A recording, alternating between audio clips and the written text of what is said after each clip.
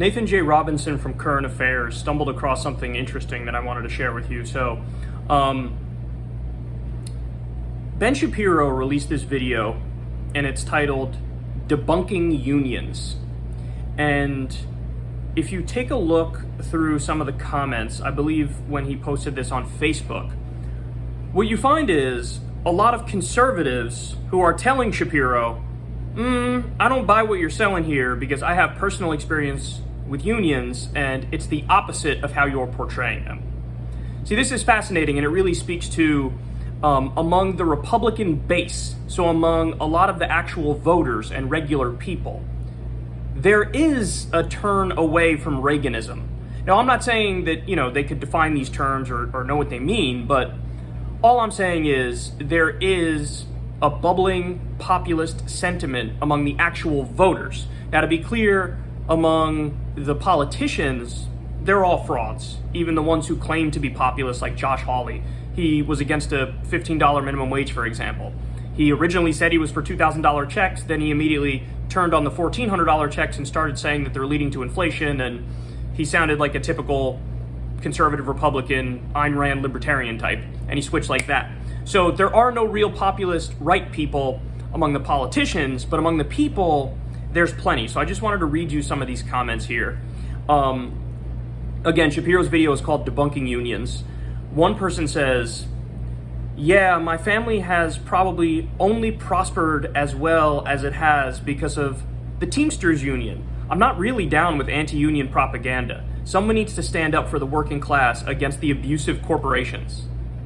Again, these are conservatives who generally like Ben Shapiro's content, and this is what they're saying in response to this video.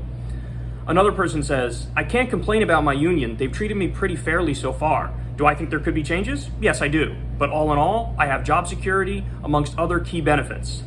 Another person says, I don't know if these are considering trade unions, but I know as a member of a trade union, many non-union guys in my area with more experience than me average making $10 an hour less than I do now as an apprentice with little to no benefits or retirement plan, and often have to work 10 to 12-hour days with no overtime pay and no guaranteed breaks. Yeah, I bet the project owners and company owners are making a lot more off the top and paying less to get more. I bet they love it, but it definitely doesn't benefit the worker. Again, conservative Republicans.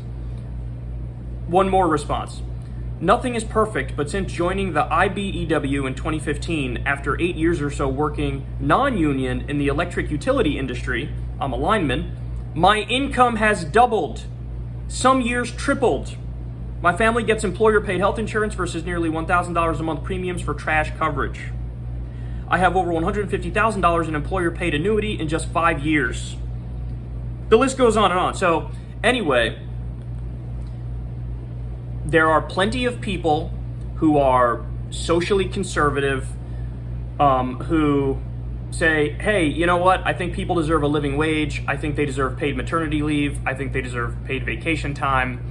I think we deserve universal health care as a country. I think we deserve free college like other developed countries have.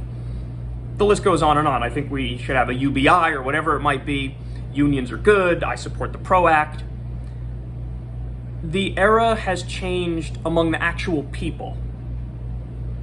The populists dominate the left-wing base and the right-wing base. But of course, there are almost no populists elected in the federal government. There are almost no populists in DC. And so it's a shame because nobody's really representing that left economic position. And you have Ben Shapiro pushing his standard anti-union propaganda bullshit, which of course is just, effectively running cover for the billionaires and the corporations and the oligarchs, and it's going to continue to exacerbate income and wealth inequality, which currently is already at a record level.